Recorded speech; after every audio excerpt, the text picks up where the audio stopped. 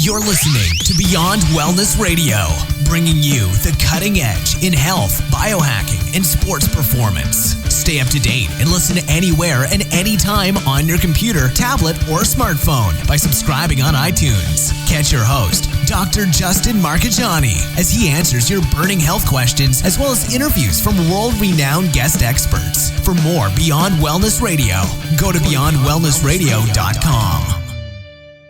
Hey there, it's Dr. Justin Marchegiani. Welcome to Beyond Wellness Radio. Feel free and head over to beyondwellnessradio.com where you can access our full podcast transcriptions.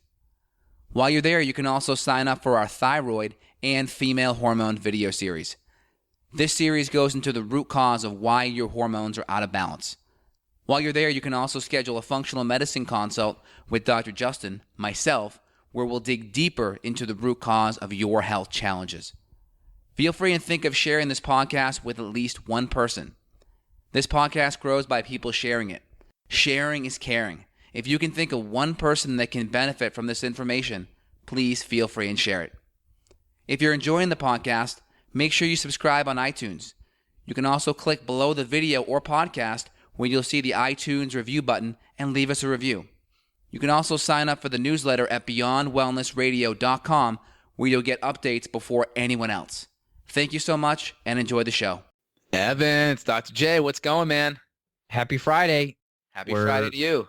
Rolling right along. Who knows what day this will go up, but it's been a great week and ready to provide some more nuggets for people as they enter their weekend or their week start, wherever they are in the world listening at whatever time. Yeah. Oh, we got a dog in the background. Uh-oh. That's a mailman. Mailman, nice. Well, I had a patient this morning, and I got a few more this afternoon. I try to keep my Fridays light. They've been a lot heavier than, recent. I've been seeing a full day of patients, 12 patients a day on Friday. I'm trying to keep it lighter so we have more room for creativity with the YouTube videos and podcasts. Yeah, I know. It does. You have to balance it. Absolutely. So anything on your radar screen clinically in the clinic that you wanted to mention? The main thing is helping people to understand that emotions tie into your adrenal health. Sorry, my mailman, I think he's leaving now. Emotions are huge. I just had a lady this morning, and she sent me basically a crisis email where she had an issue with some of her supplement programs, and she was not feeling that good. All right, so she was having a struggle, but everything didn't add up. The supplement she was taking, it didn't add up to the symptoms that she was concerned about. And so we started digging in a little bit deeper and found out that she had this huge ordeal with her brother during the holiday season, and that had sort of left her in almost like a post-traumatic, hypersensitive adrenal burnout state. And once we got to work through some of that emotional trauma, she felt immediately better by the end of the call. And then we realized, okay, we're still going to tweak the supplements a little bit, but here's an emotional thing that was the white elephant in the room. And when you look at the symptoms and you look at the protocol, something didn't add up. And then we kind of dug deeper. So I guess, I don't know, maybe the clinical nugget there is don't assume that everything you see on the surface is all that matters when it comes to your health. Those deeper things totally affect you and tie into your overall health and vitality and you being able to stick to your program. I like that. One of the biggest, couple of themes in the clinic this week is being able to digest protein is essential. If you can't break down protein or you're stressed and you're breaking down your structural protein, i.e. muscle, that can cause a big problem because the more catabolic you are, the more you're taking from your muscle, the more you're taking from your brain neurotransmitters because those are all made from protein. So being able to digest protein and being able to supplement specific free-form amino acids can make a big difference in people that are stressed. Oh, yeah. We could probably do a whole podcast, and we probably should, on just that specific topic, protein digestion. I know. It's getting to the point where, I have over 250 videos and almost 100 podcasts. I know you have hundreds of podcasts, too. And it's like, well, I feel like I've talked about everything, but I guess you can look at different topics, maybe the same topic with a different nuance or angle, and it kind of changes it a bit. Yeah, I mean, I've had this feeling way back, maybe like when I hit 100 episodes of the podcast. I'm like, oh my God, there's nothing left to talk about. But I'm still amazed at how much info you can put out there, but it's never been presented in a way that someone's going to comprehend and how that relates to them. So I think that's what we'll continue to do, and we'll have content for 50 years. I like it. Well, pre-show, we talked about us going into the good, bad, and the ugly of low-carb diets. Yes. I like this topic. I spoke on the low-carb cruise this year with Jimmy Moore last year. It's 2016 now, so 2015. And I'm a big fan of low-carb diets with a couple of caveats that we'll go into today. I'm a big fan of Jimmy Moore. I think low-carb diets can be great. I mean, if you followed any of Gary Taub's work, good calories, bad calories, we know that low carbohydrate diets, for the most part, you're just excluding a lot of processed food. It's hard to eat a bunch of sugar. It's hard to eat a bunch of starch. It's even hard to eat a bunch of fruit on a low-carb diet. So what's typically left when you eat lower carbohydrate is going to be vegetables and meat, and ideally lots of high-quality fats. Again, depending on how low-carb you want to go, if you're ketogenic low-carb, that is going to be no fruit at all. If you're research low carb, and research low carb being typically a lot of low carb studies say under 150 grams, which may not even be low carb for most people. That's why low carb diets may be a little skewed based on the research, is because low carb may not be what the real low carb is in the research, is you may be able to have some fruit and some starch. But typically, if you're going on a low carbohydrate diet, you're eating vegetables, primarily your green veggies. You're eating high quality fat and high quality protein. And you got to be careful, especially if you're trying to be ketogenic, not going too high on the protein, because protein can be gluconeogenic, meaning we can take that protein, those amino acids, and we can shuttle them downstream into glucose. And we can sometimes, if we're eating too much protein, increase our glucose via protein. But again, anyone that's having problems with glucose because of protein, well, you're going to have a hell of a problem with glucose from actual carbohydrate, because it's way easier for your body to get sugar out of carbohydrate, because it's a much faster conversion than getting sugar or glucose out of protein. Right. That's a couple of things there. Right, which doesn't give you the green light. And I was funny you bring that up. I was just talking to a guy this morning, and he was saying how he'll go and he'll eat, say, a 16-ounce piece of meat, and he's worried that he's overdoing it with protein, but he'll leave the dinner table not satiated. I'm like, well, just cut that down. You could probably get away with an 8-ounce steak and just add in some more fat, some more butter or coconut oil or something, or some avocado oil or good olive oil. Add in that extra fat. You're going to feel way better, and you're not going to have to worry about overdoing it with that, the mTOR pathway. Yeah, M-target of mammalian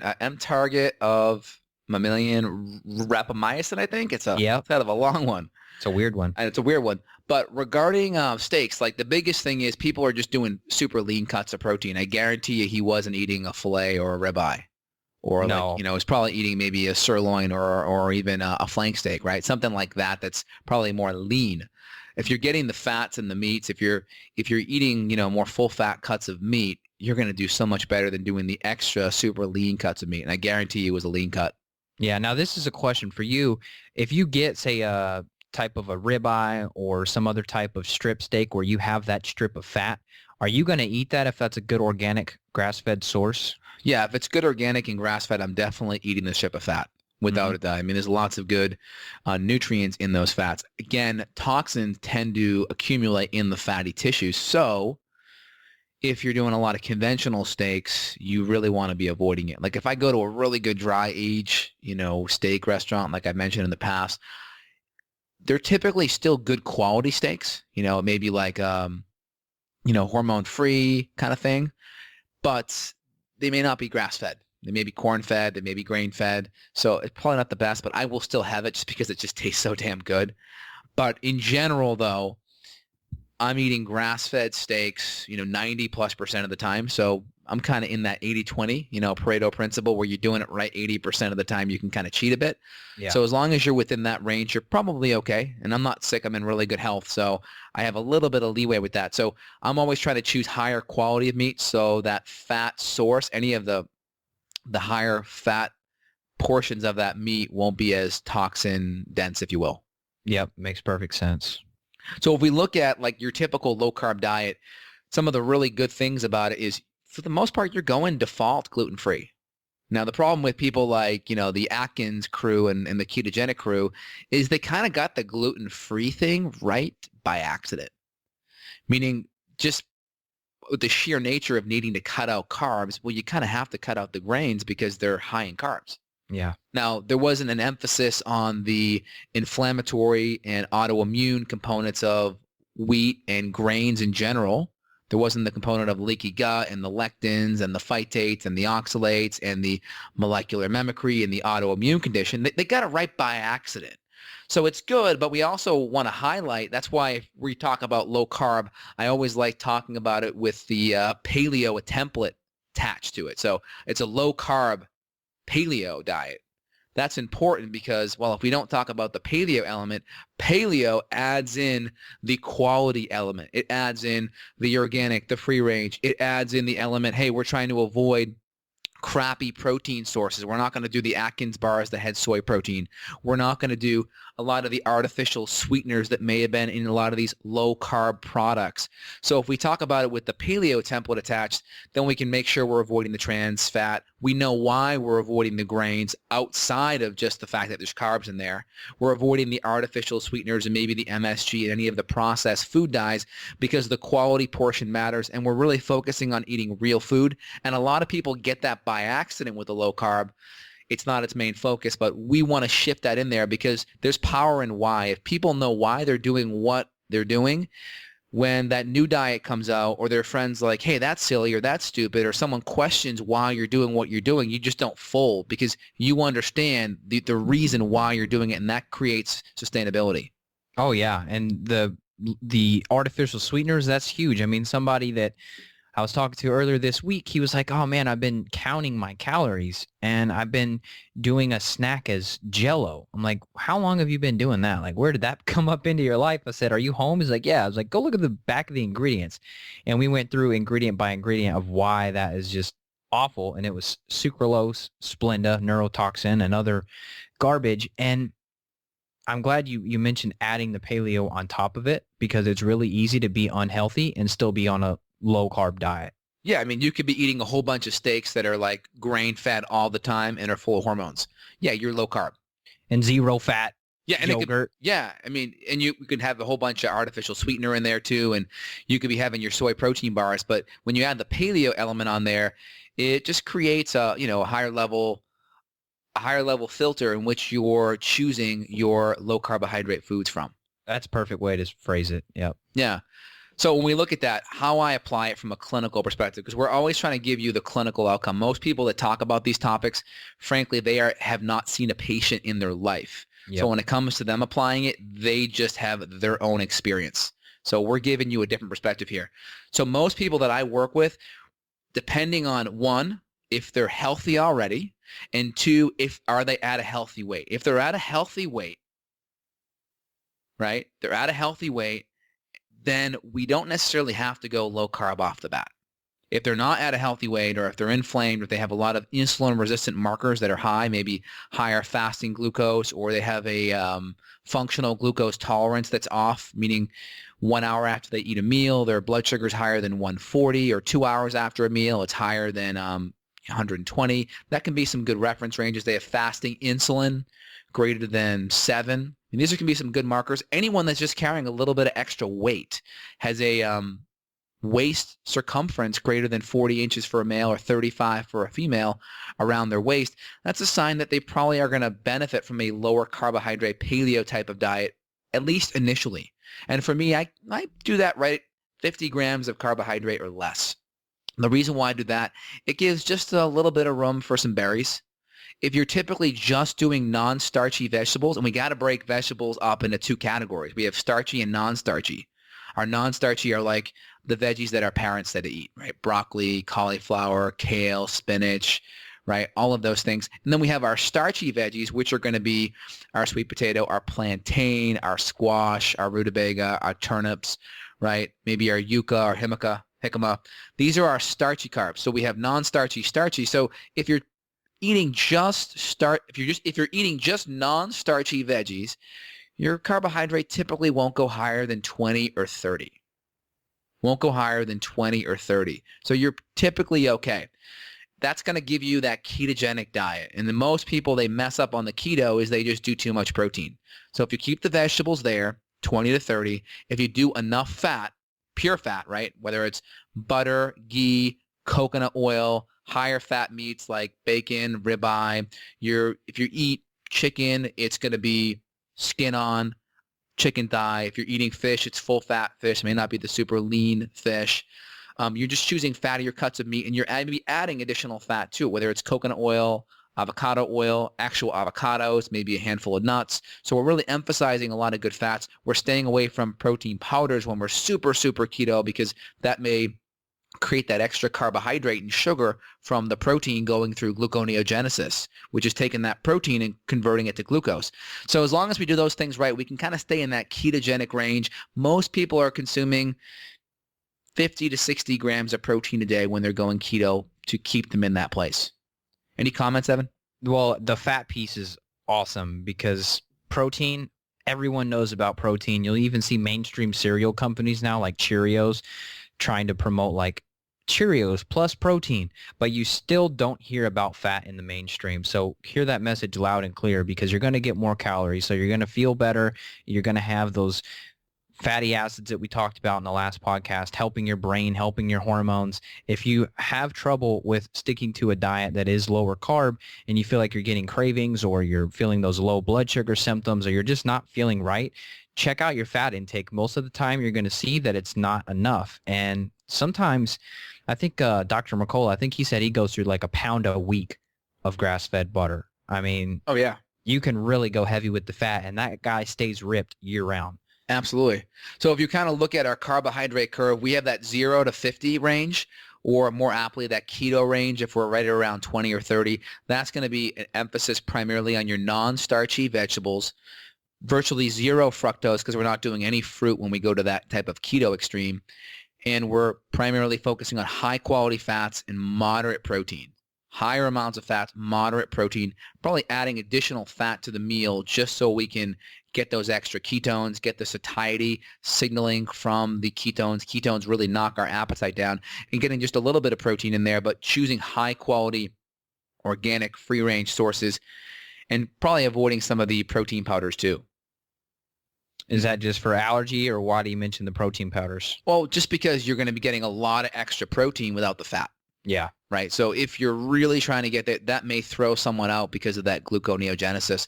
Now, I like to be in the 50 to 100 range. For me, that works because I want the extra bit of protein because I want to be able to, be able to work out and get a little bit of extra protein in there. I want the freedom of having a little bit of low sugar fruit and or maybe a little bit of safe starch. So I want that freedom of that. So if I get just my veggies throughout the day, I'm probably sitting at around 20 to 30 grams of carbohydrate. Maybe I have a quarter of a sweet potato with some grass-fed butter and cinnamon and maybe a handful of blueberries. Great. Now I'm at 60 or 70 grams of carbohydrate. Yummy. So I think you're okay with that. A lot of people say, well, net carbs, you can't count your total. You can't count net carbs. You have to count total carbs. And net carbs are basically subtracting the fiber from the carbohydrate. Now, I think you're okay doing net carbs if you're just doing vegetables, like your non-starchy vegetables. You're going to be pretty okay with that. You start getting a little bit off when you do it with fruit because of the fructose. There's more fructose in there, so you can start getting a little bit out of control there with the sugar if you're just counting net carbs on fruit. And then also you can get out of control if you're doing a lot of xylitol-based products, a lot of sugar alcohol-based products, because we don't count those net carbs. So if you're just doing it with veggies, you're probably okay. When you start doing it with fruit and other low-carb products that have a lot of sugar alcohols in it, I think you could probably derail yourself from that. Oh, yeah. So with the 50 to 100 range, you have your choice of good quality proteins. You can use a little bit of protein powder, collagen protein powder, either grass-fed whey or pea or beef, like the True Paleo one that I have and the True Beef. Those are great ones that we carry in our store. And then from there, we can add in a little bit of low sugar fruit, maybe 1 to 2 servings a day, whether it's berries or lemon or lime or grapefruit or green apples. I try to put cinnamon on those too because it helps with insulin sensitivity. And then you can choose abundant amounts of good organic clean vegetables, high quality fats, whether it's coconut oil, grass-fed butter. If you can't tolerate butter, ghee may be better. Avocado oil, I use the Mark's Primal Mayo for my mayonnaise because it's really good mayo with grass-fed eggs and avocado oil versus all the soy and canola, and then your high-quality meat. So you kind of have that keto, and now we have our moderate to low-carb paleo, which is kind of where I like to live. I feel the best in that. And most people, we start them, if they're overweight and inflamed and have that large waist size, we start them at the less than 50 level, and we dial up to 50 to 100 later. And some people feel good at that lower level. Like Jimmy Moore may do better at a keto level, where some people may do better at that one level up, that 50 to 100, where I feel I do better at. So kind of tweaking it and adjusting it to your needs works best. And if you're doing a bunch of exercise, you're going to probably have to tweak up that carbs a bit, because if you're just relying on a small amount of carbs, your body may have to do more gluconeogenesis, which is cortisol dependent, which means you're going to be stimulating your adrenals to get more sugar from that protein, and that's adrenal stimulation. So if you're doing more exercise, more CrossFit, more workouts, you'll probably have to get a little more carbs in throughout the day from those safe starchy sources, and you'll definitely want to do it post-workout to help blunt that cortisol response by upping the insulin. Insulin can have a really nice effect of knocking cortisol down, especially post-workout. And if you add some protein with it, that insulin will just suck that protein in and bring it right into the muscles. Great point. I'm glad you were going there, because a lot of people, they read books about like ketogenic athletes and things like that. And for me, a lot of people just don't seem ready for that, because they do have that adrenal stress already. And then you add in that super low carb, and then you're trying to do intense exercise. And a lot of times they just get tanked out and they don't ever know why. It's safe. You're not just going to ruin everything and blow up like a donut if you just start adding in a little bit of more carbs. Yeah, and keto is kind of relative when it comes to exercise too.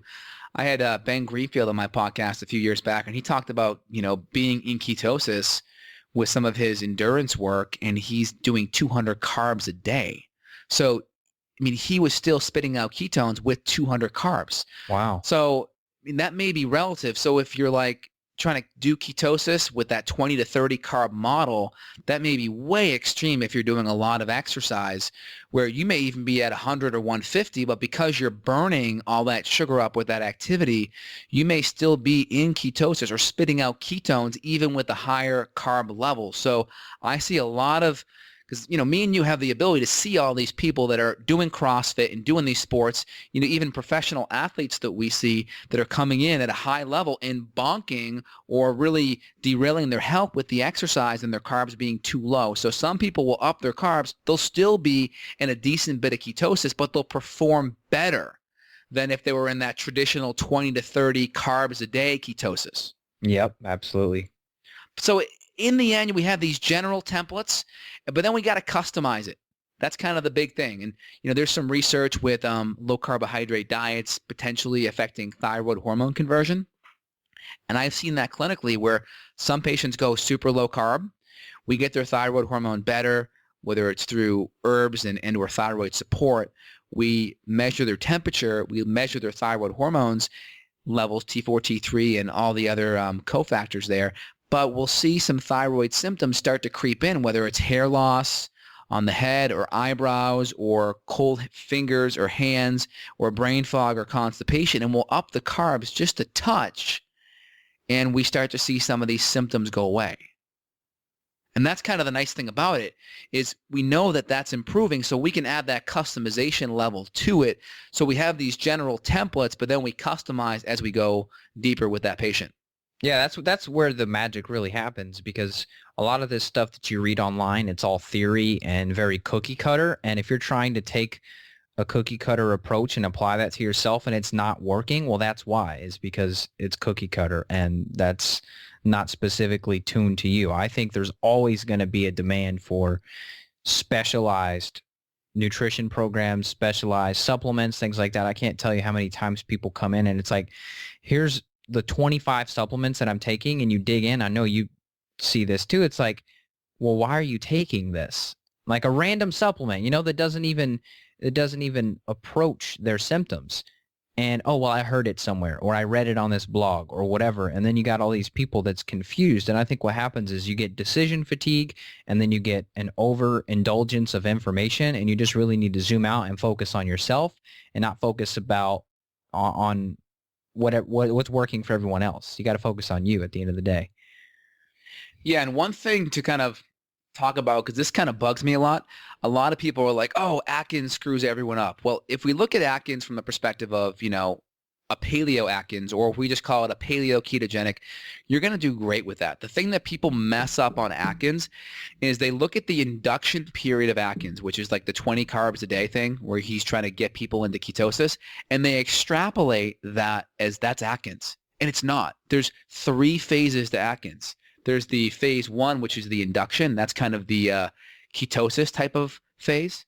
And then there's phase 2, which is the owl phase. It's called ongoing weight loss. It's the balancing phase where you add 5 grams of carbohydrate, and he does net carbs. So I'm fine with net carbs as long as you're not doing all the things I mentioned before. Increase 5 carbs per week. And as long as your weight loss isn't dropping or you're not gaining weight, then you can continue to increase 5 carbs per week up to about 80 grams of carbohydrate. So wait a minute. Atkins isn't, a total low-carb diet, because you can go up to 80 carbohydrates per day. So that's the difference. You can add customization with Atkins or a low-carb paleo. Many people don't know about it. They bastardize it. They totally ignore that phase 2 where you add 5 carbs per week. Typically when you're within 10 pounds of weight loss or so, or your goal weight, you up it. So you can kind of find your threshold even through Atkins. So I read this 10 years ago, and it always perplexed me how no one ever talked about it. It always bugged me. So I'm using this as my soap stool to kind of get it out. But there's customization even with Atkins, and we just add that higher level of paleo Atkins or low-carb paleo, and we can up that 5 carbs per week and figure out what works. And that way, if we're that thyroid patient that's having those symptoms of low thyroid, we can up the carbs a little bit and see if that starts to improve. So we have this ability in functional medicine and functional nutrition to customize and not be dogmatic about what we're doing. Just make sure the quality's there, and the macronutrients, the protein, the fat, and the carbs, we're totally agnostic about. Our goal is to find what level works best for you. Mm-hmm. Great. So any comments on that, the owl phase or that phase 2, that balancing phase? No, that was a great rant. Okay, good. I like that. So looking at that, again, if you look at some of these diets, Christopher Gardner did a great study where it's called the A to Z study. And Christopher Gardner's out of Stanford, and I was able to reach out to him at one point because I was living in Silicon Valley for many years, and he was just down the road 5 minutes over at Stanford Medical. And he did the A to Z study where he looked at the Ornish diet, the Atkins diet, I think your standard American diet, I think the Zone. And he found that the Atkins, really what it was meat, vegetables, and fats, right? I mean, let's call it what it is. Outperformed better in every single statistical category regarding cholesterol, HDL, LDL, blood pressure, hip to waist circumference, a whole bunch of markers, BMI. It improved every single person, better in that group than each other group. So that low carbohydrate group did so much better. Now, here's the thing though. When we looked at the groups in that study, here was the catch. Everyone in that Atkins group improved, but there were still some people in the other groups that still did well. Now, here's the catch. When they controlled for some of the metabolic markers, they found whether the people that were in that low-carb group, or let's say in the Zone or in the Ornish that had more carbohydrate, they found that whether they were in the Zone or the Atkins, they did the same. Like, it didn't really matter what diet they were eating. When people had insulin levels higher than 7, so fasting insulin higher than 7, that it didn't really matter what diet they did. They did good in both of those groups. Now, here was the catch. When people had insulin levels less than 7, when they went into the higher carbohydrate groups, they did worse. Yep. All right? But they did better in the Atkins group. So here's the thing. You have people that will do good in either one, right? Because they're eating real food. They're going to do good in either one.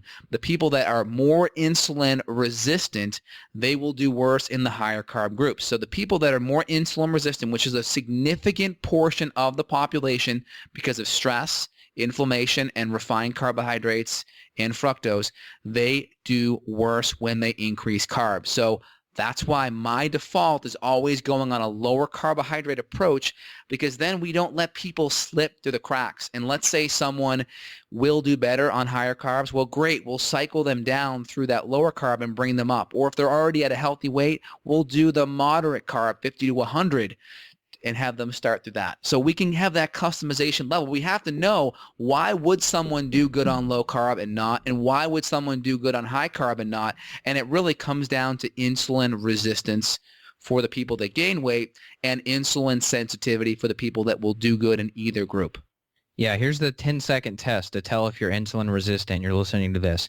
You look in the mirror. If you have excess weight, especially around your hips, you're likely insulin resistant. Or if you, let's say you look good and you look healthy, but you know if you start upping carbs a bit, you start gaining weight, and you know who you are because that weight goes up on that scale, and you know it, and you know that you do better when you keep the veggies in there versus the carbs and starch. You're probably insulin resistant, but you're modulating it with the low carb paleo diet. Mm-hmm. So how are you applying this to your patients, Evan, in your practice? Mostly starting out, same thing, lower. I don't usually say low. I say the same thing as you, lower carb in general to start people out. I have to harp on the fats. I mean, you would think how much you and I talk about butter and coconut that people would eat more fats, but it's still a struggle to get them to add enough. So that's kind of the point that I hinge upon, is adding that extra tablespoon of coconut oil if you're going to do like a beef protein shake, or adding that extra tablespoon of butter on top of your steamed broccoli and your veggies. To me, that's the game changer after the carbs get dialed in, because that's when they start to lose weight. That's when maybe their hair stops falling out as much. Maybe that's when their sex drive improves, and it's all due to those good quality fats. I mean, smother everything with butter. I promise it's going to help you. Now, here's where low-carb diets fail. Exactly what you said. You don't go high enough on the fats. Number two is if you have a gut infection that is preventing you from breaking down protein and fats, oh my gosh, that's primarily what you're eating more of in these diets. So if you can't break it down, it makes sense. These foods act like a brick in your stomach and may ferment and rot and rancidify and putrefy and create more inflammation. So if you're not doing well on it, you got to look deeper at the gut for infections, SIBO, parasites, fungal overgrowth, and you have to have that looked at. You may do better in the time being with hydrochloric acid and enzymes and or extra bile salts, especially if you don't have a gallbladder.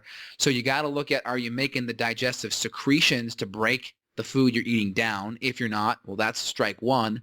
If you have a gut infection that's compounding that, that's strike two. And then if you're in that fight or flight because your adrenals are really stressed out, that will turn off your digestion too. So you may have to look deeper at the adrenals and your stress response. Absolutely. So many people don't eat in a relaxed state. You're wasting your hard-earned money on that food. Chill out, get off the phone, sit there, relax, chew it, breathe, give yourself a couple minute buffer time before and after meals. That's what I always recommend.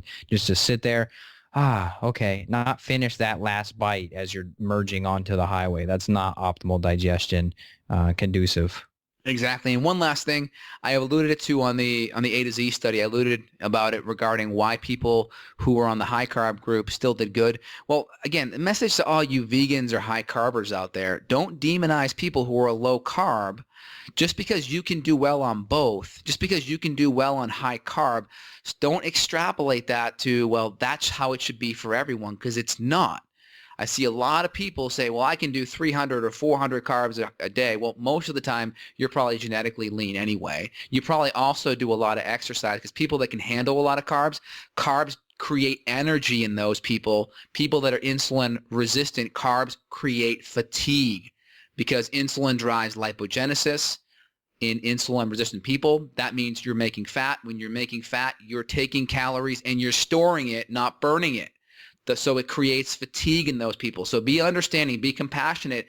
People that have issues with with higher carbs, they have to eat a diet that's more insulin sensitive, so it helps reduce their insulin resistance, so they can basically do more metabolically by shifting their body to burn their calories by decreasing their insulin levels. So have a little compassion. Just remember, N equals 1. Just because you can do it doesn't mean it's the same. You may be the exception for the rule. And I see a lot of people commenting on my video saying this stuff, but you're just the exception. That's it. Yep. Absolutely.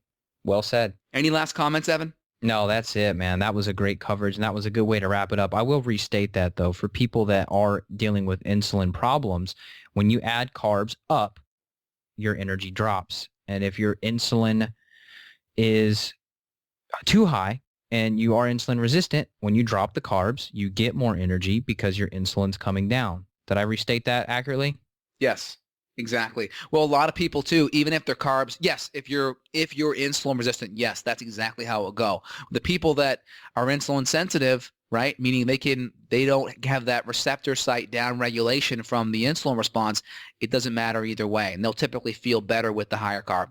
Correct. Got it. That's great. All right. Well, this is a podcast that I think we got to listen to a few times. A lot of things we talked about.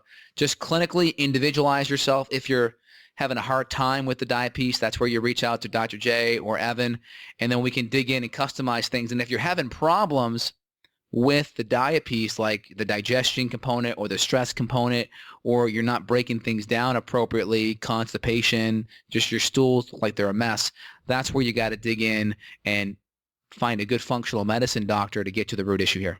Yep, absolutely. All right, Evan, great talk. Have a good weekend. Take care. Bye. Bye. Got a question for Dr. J?